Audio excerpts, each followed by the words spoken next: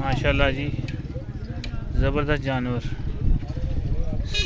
फैसलाबाद मंडी सबसे सस्ती, सिर्फ 2 लाख रुपए में 6 मन माशाल्लाह गोश्त है इसमें और 2 लाख रुपए में।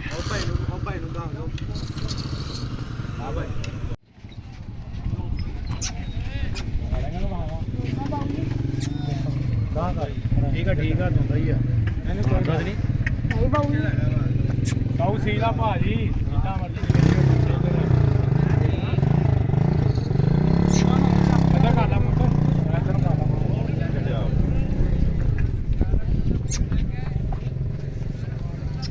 कौन हो जाओ कोई नहीं है।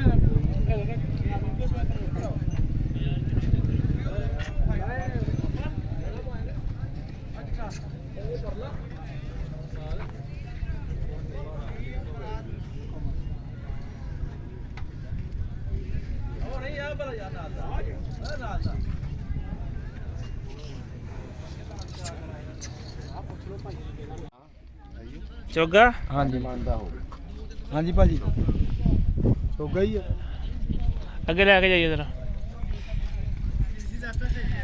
देखो कारी साहब असी इन्होंने लाता वा एक 30 लाता वा ते वो आए 60 ते।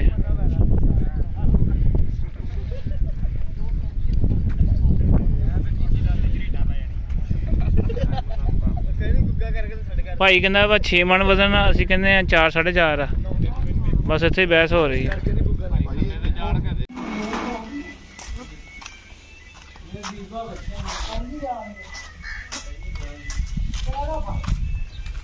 दांत खोली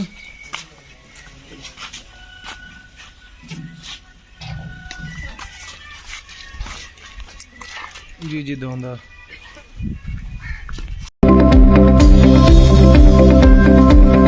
उन्होंने इलाज कराया और अपना और अपनी बेगम का, और माशाल्लाह 15 साल बाद अल्लाह पाक ने इनको ये बेटा दिया और ये शुक्रिया के तौर पे माशाल्लाह